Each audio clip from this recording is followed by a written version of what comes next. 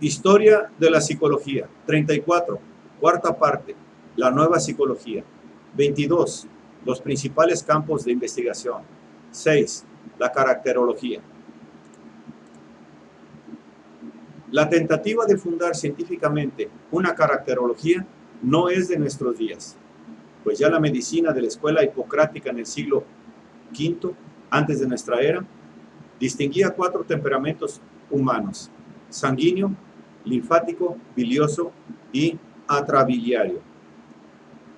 Pero en el siglo XX, el desarrollo de la caracterología se ha realizado a la par con el de las ciencias psicológicas, en el nivel de investigaciones emprendidas con intenciones diversas, científicas o prácticas. He señalado el prestigio de que gozaron en psicotecnia los tests llamados de carácter y de personalidad. Es evidente, poniendo aparte la cuestión del valor de estos tests, que ciertas profesiones requieren disposiciones de carácter tanto como determinadas aptitudes. Por otra parte, al psicoterapeuta le interesa conocer de alguna manera los rasgos de carácter de sus pacientes, ya sea bajo el aspecto de su constitución o de su pasado. Aún quien trabaja con grupos, principalmente el pedagogo cuidadoso de hacer su enseñanza individual, debe ser un poco caracterólogo.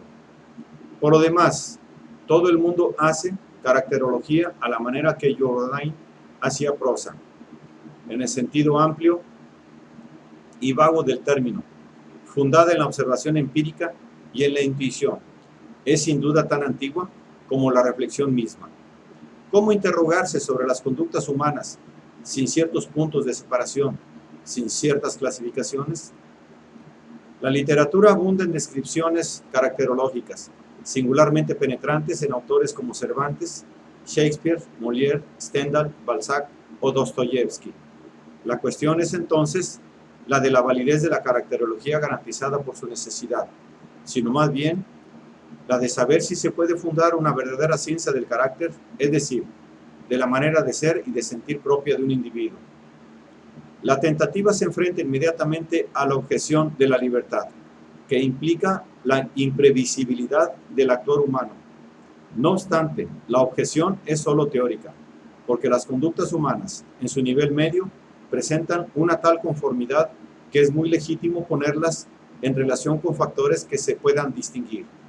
Esto puede ser con valores y en términos de motivaciones, pero la cualidad de esto se atribuye justamente a un individuo en función de ciertos rasgos de carácter que se cree poder reconocerle y que se considera que no solamente orientan su elección de ciertos valores, sino que confieren a su elección misma una cierta calidad.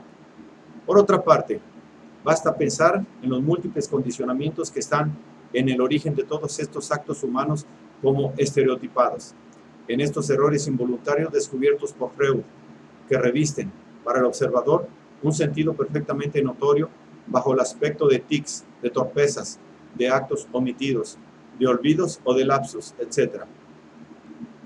Por otra parte, la vida social se haría imposible sin tener una cierta consistencia caracterial de los individuos que la componen, pues de ella dependen en buena parte las costumbres y las instituciones. Dicho esto, la situación actual es lo que respecta a la caracterología, en el sentido preciso del término. Es análoga a la de la psicología en general. No hay una, sino varias caracterologías que responden a criterios diferentes de clasificación. Esta dificultad teórica de que los conceptos básicos, temperamento, constitución, carácter, individualidad, personalidad, etc., son objeto de definiciones variables según los autores, implica una concepción particular de la naturaleza y de la génesis del carácter. El papel de un esquema explicativo puede ser considerado como más o menos necesario. El filósofo basiliense Paul Haberlin, por ejemplo, la consideraba indispensable para enmarcar las descripciones caracterológicas, y es igualmente la opinión de Ludwig Klages, en quien la caracterología tiene como fundamento una teoría irracionalista de inspiración nietzscheana. Si es verdad que toda caracterología se inserta forzosamente en un esquema particular, no veo que ello impida la posibilidad de desprender de una teoría una caracterología funcional, cuyo uso mostrará lo que vale independientemente de sus fundamentos más o menos hipotéticos. Ciertos autores tienen la tendencia a privilegiar la constitución orgánica, otros los factores psicológicos individuales, otros los factores sociales. Cuando estos predominan, la caracterología tiende a perder sus derechos. Es lo que parece producirse en ciertos psicólogos sociales que utilizan las nociones de actitudes y de papel para expresar procesos que ponen en juego una interacción constante del individuo y del medio social, y en un sentido que casi no deja consistencia al individuo como tal. Pero efectivamente parece imposible negar toda realidad a la que se llama comúnmente el carácter. En las investigaciones caracterológicas se puede distinguir una doble preocupación: reducir las conductas individuales a ciertas formas típicas o analizar una individualidad, en tanto que es justamente esta individualidad.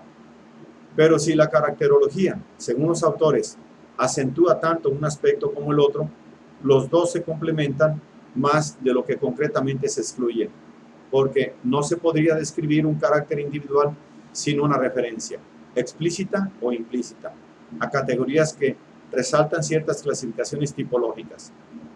En Francia, la escuela morfológica, fundada por el médico lyonés Claude Sigaud y su alumno el doctor Leon Macauliffe, aunque casi no proporciona indicaciones sobre las correlaciones psicológicas de los tipos que describe, ha inspirado investigaciones en ese sentido. Bajo la influencia de Lamarck, considera que el medio modelo, las formas de la vida al estimular ciertas de sus funciones y su descripción clínica de ciertos tipos, está fundada en el predominio de un aparato orgánico.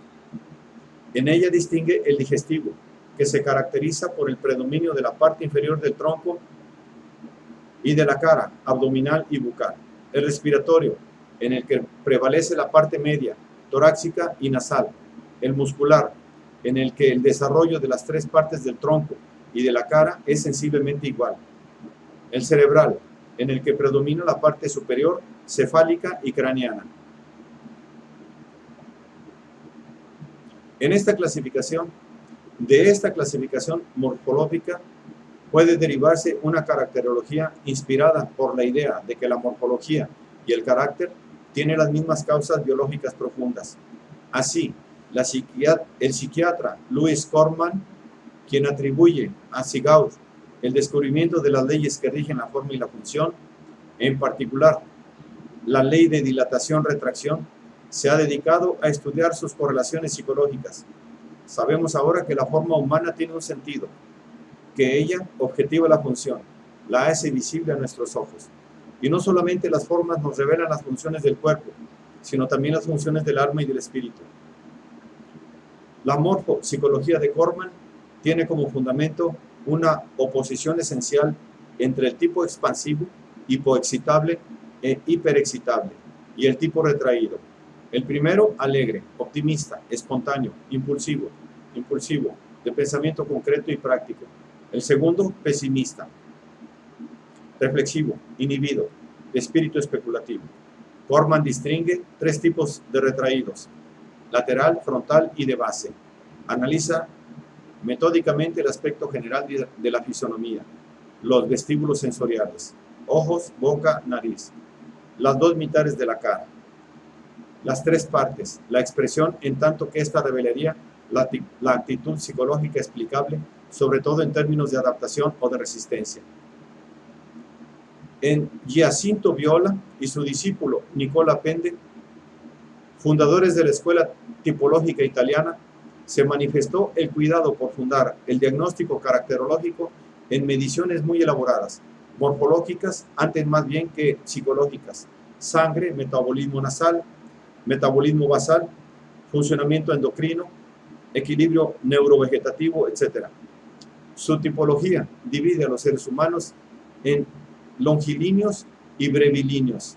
Los primeros de miembros largos y angostos, mientras que los segundos, el desarrollo del tronco es considerable en relación a los miembros. Y como longilíneos y brevilíneos se subdividen en esténicos y asténicos, los trabajos de la escuela italiana llegan a la distinción de 4 tipos fundamentales cuyas particularidades físicas tendrían como correlativos a las particularidades caracterológicas. Existen entonces convergencias entre los tipos que describe la escuela italiana y los que describe la escuela francesa, los cuales se encuentran igualmente en los trabajos del psiquiatra alemán Ernst Kretschmer, relacionados parcialmente con los de su antecesor Kraepelin, quien elabora una teoría de las constituciones a la que propende la constitución ciclotímica. Cuclos, círculo, humos, humor, que explica las enfermedades mentales, y con los de Eugene Bleuler. A Eugene Bleuler, a quien hemos mencionado antes, se deben las nociones de autismo y de sintonía. Designa por la primera a la actitud impresionante en ciertos estados psíquicos morbosos de un sujeto replegado en sí mismo, de una subjetividad casi absoluta y que no conserva sino ligas muy superficiales con el mundo exterior. Actitud que llega a su paroxismo en la esquizofrenia. En cambio, la sintonía es para Bleuler la del individuo que vive al unísono con lo que le rodea. Es entonces, en pocas palabras, el contacto con el medio y los acontecimientos que funcionan los dos términos, y lo que aseguran al sintónico un buen equilibrio psíquico. Ahora bien, a este respecto, dichas concepciones divergen de las del psiquiatra alemán Ernst Kretschmer, profesor de psiquiatría y de neurología de la Universidad de Tubinga, cuya obra ha tenido igualmente una gran resonancia. Sobre la base de su propia experiencia clínica, Kretschmer llega a pensar que la enfermedad mental no es sino la forma extrema de disposiciones caracterológicas típicas, notables en todo el mundo. Su propia caracterología reposa sobre esta hipótesis, más esquemática que la de Bleuler, en quien prevalece la prudencia crítica con respecto a la tipología en general. De la convergencia de los datos de observación psicológica ordinaria y de la observación clínica, Kretschmer ha desprendido 2 tipos principales: los que describen morfológicamente, tipos que se caracterizan psíquicamente por la aptitud o ineptitud del contacto vital con el medio, igual que con el desarrollo de las cosas. La aptitud es la característica del tipo ciclotímico, la ineptitud la del tipo esquizotímico. Morfológicamente, el esquizotímico es un leptósomo, leptos delgado, fino, y el ciclotímico un pícnico, pugnos grueso, denso, lo que recuerda los longilíneos y los brevilíneos de la escuela italiana. A estos 2 tipos principales, Kretschmer agrega la del menos frecuente, atlético, vigoroso y musculoso, sin sobrecarga grasosa, que tendría una predisposición a la epilepsia, y el del displástico, dus malo, que es más bien una variante del contenido heterogéneo. Para volver a los 2 tipos principales, el leptósomo esquizotímico es entonces el que tiende a vivir replegado sobre sí mismo, es el autista de Bleuler, mientras el pícnico ciclotímico está abierto al medio y a las cosas. Y como Kretschmer cree que las grandes enfermedades mentales, como son la esquizofrenia y la psicosis maníaco-depresiva, corresponden a 2 exageraciones morbosas del comportamiento, no existen para él sino diferencias de grado en el paso eventual de la esquizotimia, sensibilidad replegada sobre sí misma, a la esquicidia, esquizoidia, inadaptación, distraimiento, soledad, y a la esquizofrenia, ruptura consumada. Lo mismo que en el paso de la ciclotimia, cordialidad, jovialidad, a la cicloidia, euforia, depresión, y a la psicosis maníaco-depresiva, manía, melancolía. Es en la noción de ciclotimia entonces que Bleuler y Kretschmer están en desacuerdo, porque el primero se rehúsa a asimilar el sintónico, que designa según él al individuo normal a secas, adaptado a las exigencias de las situaciones y de los acontecimientos, al ciclotímico kretschmeriano, predispuesto a la cicloidia y afectado así de un coeficiente de morbidez. La divergencia cuestiona la simetría tipológica de Kretschmer. Como quiera que sea, este último, aparte de investigaciones que se refieren a la influencia racial sobre los tipos que él ha descrito, las razas latinas, por ejemplo, y que proporcionarían un porcentaje más elevado de pícnicos, mientras que el tipo leptósomo dominaría en las razas nórdicas. Ha intentado ilustrar sus teorías estudiando, sobre la base de una amplia documentación, a grandes personalidades. De su estudio se desprende que los grandes filósofos, los teólogos y los fundadores de religiones serían en general del tipo leptósomo esquizótimo: Calvino, Pascal, Savonarola, Descartes, Locke, Spinoza, Kant, Hegel, Schopenhauer, Nietzsche. Mientras que los naturalistas y los médicos serían en su mayoría del tipo pícnico-ciclotímico.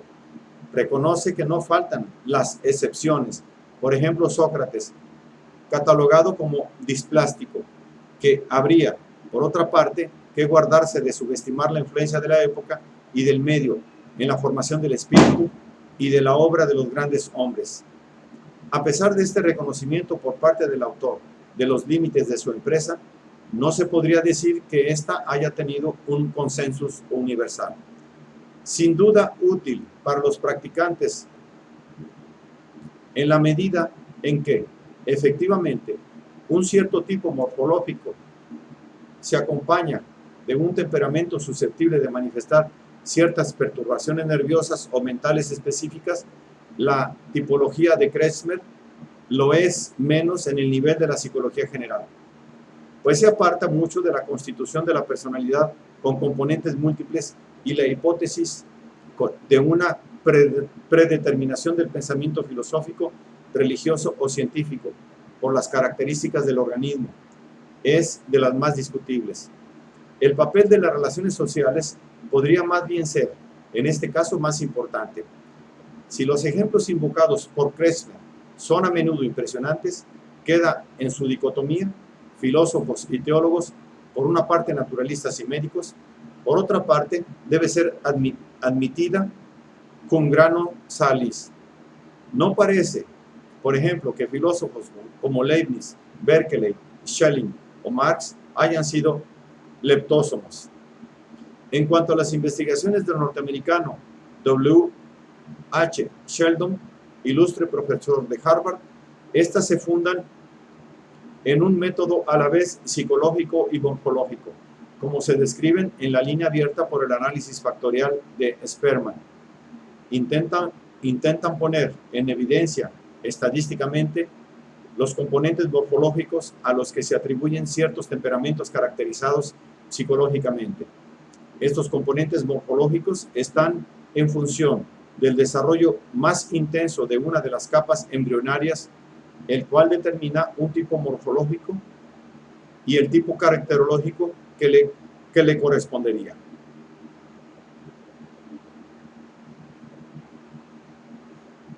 Capa embrionaria: endodermo, tubo digestivo y glándulas anexas. Tipo morfológico: endomórfico. Tipo caracterológico: viscerotónico. Capa embrionaria: mesodermo, músculos, sangre, esqueleto. Tipo morfológico: mesofórmico. Tipo caracterológico: somatotónico. Capa embrionaria: ectodermo. Tipo morfológico: ectomórfico. Tipo caracterológico: cerebrotónico. Las investigaciones a las que se ha dedicado Sheldon durante años en el medio universitario lo han convencido de que existe un grado muy elevado de correlación. Psicológicamente deduce lo siguiente: El tipo biserotónico, que corresponde al pícnico de Kresmer y al brevilinio de la escuela italiana, es apto para gustar de la comodidad, la despreocupación, el reposo y la distensión. Sociable, amable, complaciente, duerme bien y aprecia la buena comida. El tipo somatotónico, análogo al atlético de Kresmer y al longilíneo esténico de la escuela italiana, se caracteriza por lo hermético de las posturas y de los gestos, la energía y el valor físico, la necesidad de juego y de ejercicio. El tipo cerebrotónico, que recuerda al esquizótimo kresmeriano y al longilíneo asténico de la escuela italiana, inclinado a la vida intelectual, es ansioso, inhibido, tenso, duerme mal y se inclina a la soledad y a la sociofobia.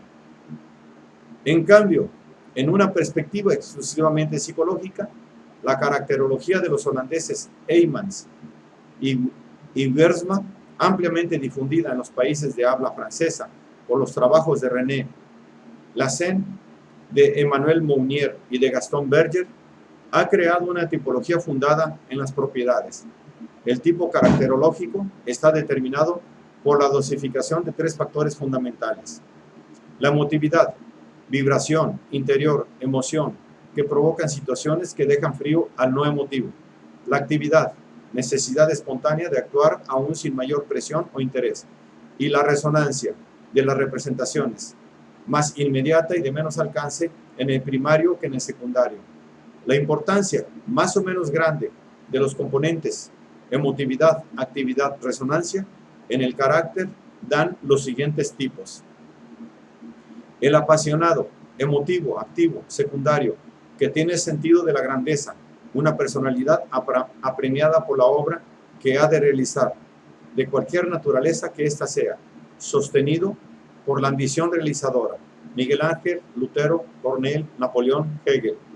El colérico, emotivo, activo, primario, vuelto hacia una acción más improvisada, a las reacciones prontas, a menudo impetuosas, aptitud oratoria. Diderot, Danton, Mirabeau, Beaumarchais. El nervioso, emotivo, no activo, primario, subjetivo, de humor cambiante, que tiene necesidad de diversiones y de excitantes, inconstante, inestable, individualista y a menudo rebelde. Musset, Baudelaire, Edgar Allan Poe, Van Gogh, Gauguin. El sentimental, emotivo, no activo, secundario, soñador, meditativo, replegado sobre sí mismo, inclinado a la melancolía, tímido, escrupuloso, carente de tacto, en quien los sentimientos de la naturaleza y los sentimientos morales son muy fuertes. Rousseau, Vigny, Maine de Biran, Amiel. El sanguíneo, no emotivo, activo, primario, frío, objetivo, decidido, dotado de sentido práctico, inclinado al trabajo de concepción rápida, inclinado al éxito social. Mazarin, Madame de Sévigné, Voltaire, Talleyrand. El flemático, no emotivo, activo, secundario, quien tiene el sentido de la legalidad y de la justicia, temperante y ponderado, sencillo, honorable, de humor parejo, puntual y objetivo. Leibniz, Locke, Kant, Washington, Buffon, Condorcet, Renan, Taine. El apático, no emotivo, no activo, secundario, cerrado, secreto, vuelto sobre sí mismo, sin vida interior agitada, hombre de hábitos, taciturno, amante de la tranquilidad. Luis XVI. El amorfo, no emotivo, no activo, primario, corresponde a lo que comúnmente se llama un buen carácter, acogedor, disponible, que concilia por indiferencia, negligente, vuelto hacia sus propios deseos. Difícilmente se podrían encontrar otros ejemplos históricos de estos dos últimos tipos, pocos destinados naturalmente a un papel histórico y social. El método es simple, un cuestionario, el de Heymans y Wiersma, que permite el establecimiento de las primeras estadísticas. Fue publicado por Lessen como apéndice de su tratado de caracterología. Ha sido revisado y corregido a menudo, muy particularmente por Gaston Berger, quien lo ha completado para saber en qué sentido está orientado el potencial caracterológico. Este cuestionario ha sido objeto de críticas que se dirigen principalmente a sus condiciones de aplicación, el mínimo de cultura y de capacidad de introspección necesarios para responderlo. Sin embargo, dentro de sus límites es excelente, ya que las cuestiones planteadas son lo bastante neutras para obtener respuestas sinceras. Habiéndolo utilizado en numerosos grupos, he podido observar que la ignorancia de los resultados que se han de obtener es una condición de esta sinceridad. Es bueno insistir sobre el hecho de que todos los caracteres tienen sus ventajas y sus inconvenientes, que no se trata de señalar actitudes, sino maneras diferentes de ser y de sentir, etc. En una segunda aplicación del test, que se haga con un intervalo de varios meses, siempre disminuye el número de amorfos y de apáticos, mientras que el de apasionados tiende a incrementarse. Es posible que esta caracterología, esencialmente operacional, pueda proporcionar servicios para un diagnóstico rápido, pero como esta rapidez es relativa, ya que hay que responder 90 preguntas, el caracterólogo de Lausana, Maurice Hex, ha tenido la idea de confeccionar uno mucho más corto que contiene 50 preguntas muy breves. Lo concibió de tal manera que se pueda constituir una contraprueba del cuestionario clásico de la escuela, en tanto que no se refiere a factores fundamentales, emotividad, actividad, resonancia, sino indirectamente a los rasgos de carácter que se considera que produce su dosificación. En la aplicación, me ha parecido que la concordancia es dudosa. Por otra parte, este nuevo cuestionario no es el único, y el número de ellos tiende a aumentar, como sucede con los tests que se utilizan en psicotecnia. Esta caracterología psicológica puede estar de acuerdo en cierta medida con las tipologías más ambiciosas. Su particularidad es la de informarnos sobre los datos actuales del carácter y no sobre su génesis. La emotividad, por ejemplo, admitida como factor fundamental, es innata. El nervioso debe su tipo a una disposición congénita o determinada en su infancia, o más aún, a un plan de vida, Adler, o a una elección fundamental, Sartre. Es evidente que la génesis del carácter permanece oscura y que las concepciones varían forzosamente cuando se trata de determinar lo que proviene de la herencia, de la vida uterina y del nacimiento, del aprendizaje, de las influencias del medio y de las situaciones vividas. En la psicología llamada de lo profundo, muy especialmente en Freud, se atribuye una influencia particular a la infancia. El término carácter designa entonces más bien actitudes adquiridas y el papel del temperamento es eclipsado por situaciones que el individuo ha vivido en el curso de su formación. En Freud, las fases que atraviesa el niño, oral, anal, fálica, desempeñan un papel determinante porque se encuentran en el origen tanto de las fijaciones y de las regresiones cuanto en las formaciones por reacción y de las sublimaciones. Se ha postulado que un individuo ha vivido en la etapa oral una experiencia notable o que difícilmente ha llegado a la limpieza anal, etc. Por ejemplo, las formaciones por reacción a una fijación anal engendrarían una manía de orden y de limpieza, hasta una manía del escrúpulo, mientras que una sublimación manifestada por el gusto del dinero conduciría de nuevo al placer del niño que controla sus heces. Lo mismo sería respecto al gusto de manipular objetos y materiales típicos en el pintor, el escultor o el albañil, pero que se encuentra también en varios oficios manuales. Entre los autores ligados más o menos estrechamente con el freudismo, que se han ocupado de la caracterología, algunos de ellos se atienen a concepciones que privilegian las fases y los contratiempos de la libido. Carl Abraham, Ernst Jones, Wilhelm Stekel, Anna Freud. Abraham, por ejemplo, quien piensa con Freud que los caracteres están determinados por sublimación o formación reaccional contra las pulsiones sexuales, afirma que el individuo genital ya no está dominado por el principio del placer, mientras que los otros, aquellos que están fijados en etapas anteriores, son narcisistas. Otros insisten en el papel del superyo. Así, Juliette Boutonnière Ha propuesto una caracterología de las relaciones voluntarias en la que se distinguen los dependientes, víctimas de un superyo tiránico, incapaces de liberarse de su infancia y de su educación, los inhibidos y los perturbados, cuyas acciones están, en diversas maneras, paralizadas o desintegradas.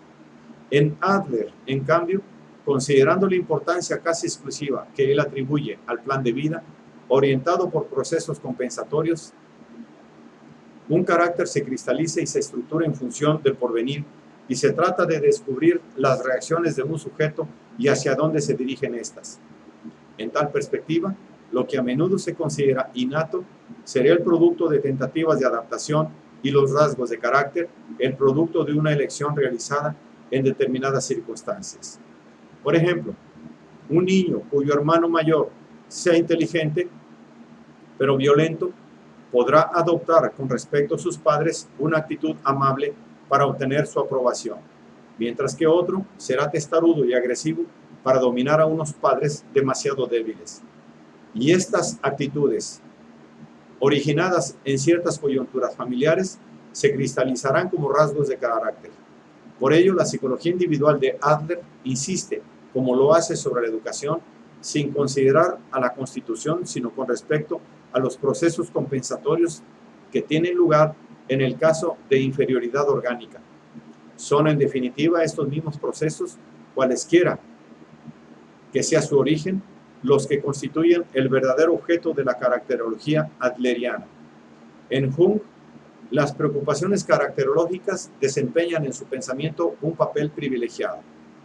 Es señalado que atribuye a una diferencia de carácter las teorías antagónicas de Freud y de Adler, lo que le permite relativizarlas. Su tipología es de una especie muy particular, elaborada con la idea de que ningún método estadístico y fundado en la morfología debe basarse en la materia, considerando la complejidad de la vida psíquica, particularmente de la vida inconsciente. Todas las tentativas de fundar un conocimiento de la personalidad en datos objetivos le parecen falsas ciencias manchadas de simplismo.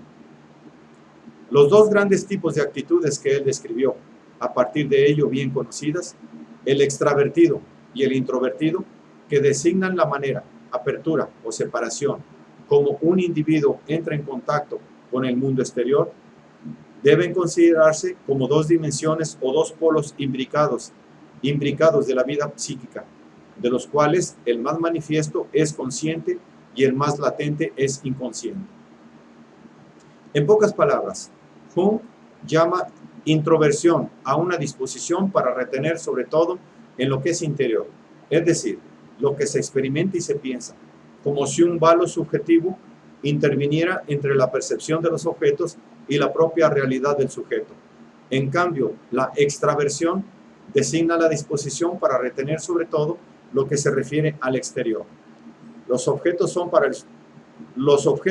el sujeto medio de conocimiento, es decir, que esta general distinción se refiere a la relación sujeto-objeto, la cual desempeña, y su autor está persuadido de ello, un gran papel en la manera misma de elaborar los conocimientos. En el interior de este marco general, introduce tipos funcionales, según que en un individuo predomine el pensamiento, el sentimiento, la sensación o la intuición. Llega así a describir 4 tipos extravertidos y 4 tipos introvertidos. Los psicólogos de la escuela junguiana admiten, en general, que algunas veces pueden aparecer las 4 funciones como los personajes en el curso de un proceso de individuación en el sentido del privilegio, y que Jung atribuye el arquetipo de la cuaternidad. Jung atribuye al arquetipo de la cuaternidad. Como lo he señalado, si bien Jung admite el yo como el centro de la conciencia, esta no es aquel, sino el ello, que tiene como centro el alma. Y es el ello el que apunta al proceso de individuación. La idea de una autorregulación del alma como totalidad, conciencia, inconsciencia, está implicada en todos los niveles de su pensamiento. Es por ello que los dos grandes tipos de actitudes que describió, extraversión e intraversión, aparecen en él en el doble nivel del consciente y del inconsciente. Por ejemplo, si la extraversión caracteriza al individuo bien integrado a la vida, el sintónico de Bleuler, esta puede ser perjudicial por su unilateralidad. El riesgo es que él se pierda en los objetos y se suscite una especie de contragolpe, bajo la forma de problemas neuróticos, de su inconsciente demasiado descuidado. Recíprocamente, una introspección demasiado exclusiva puede llegar, por una especie de revancha de las cosas, a la esquizotimia. Puede decirse que la caracterología de Jung se escribe en una intuición del mundo que la orienta en el sentido del alma bella, independientemente de las condiciones sociales, que es lo que le reprochan aquellos espíritus que consideran que son esenciales estas condiciones. Esta consideración puede incitar a interrogarse sobre la objetividad en materia de caracterología y tal vez de la psicología en general.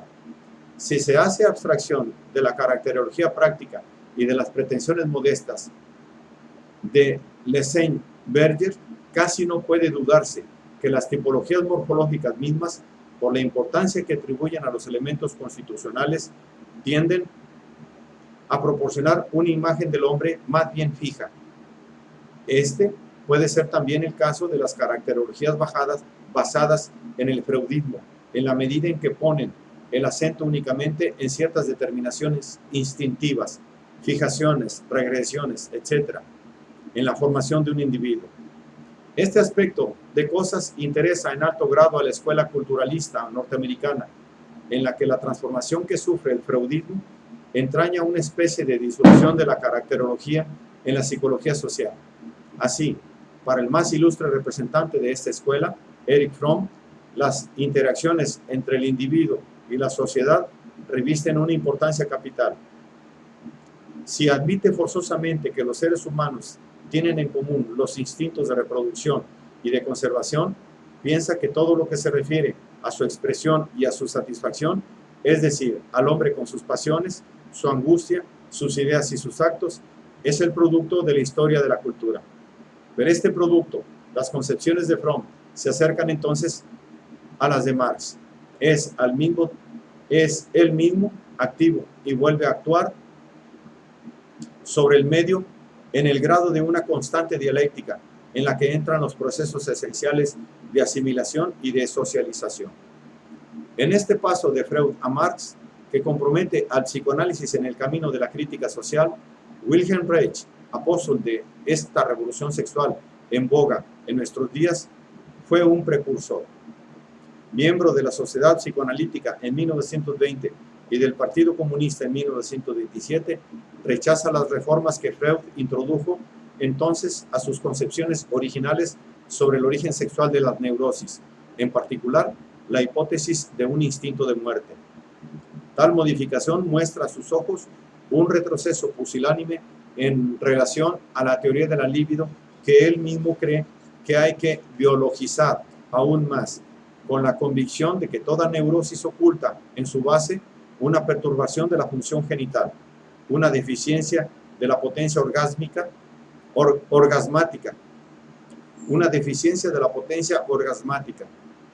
y el sistema social es, según él, el principal responsable de esta deficiencia.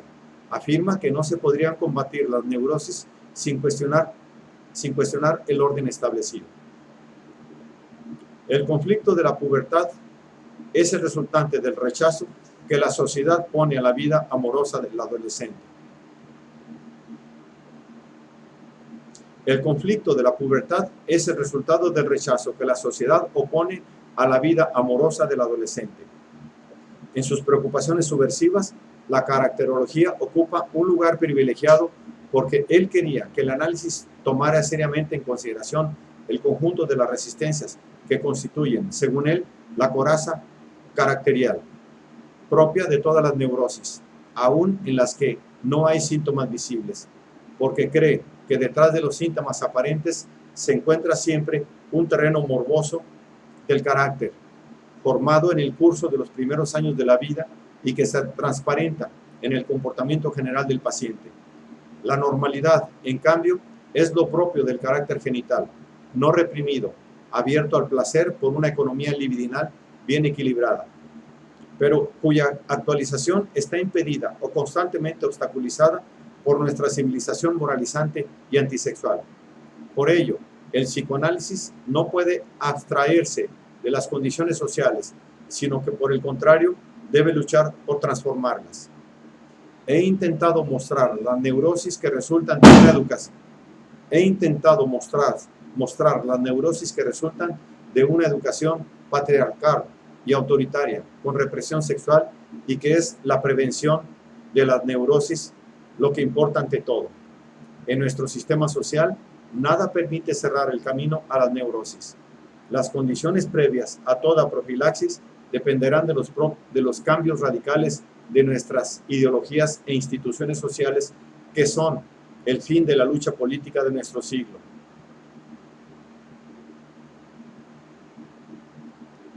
Reich describe detalladamente varias formas de carácter: el carácter histérico, el carácter compulsivo, el carácter fálico narcisista y, sobre todo, el carácter masoquista.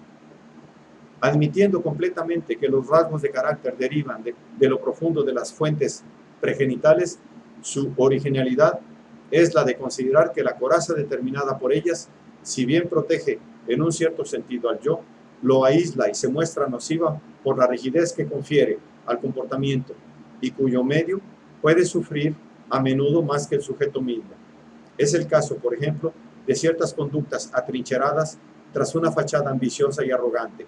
En pocas palabras, Reich está convencido de que todas las neurosis tienen su origen en el carácter, que resulta de las adaptaciones del yo a los instintos y al mundo exterior, y que sus malformaciones, aun cuando no haya síntomas aparentes, constituyen una forma específica de las neurosis.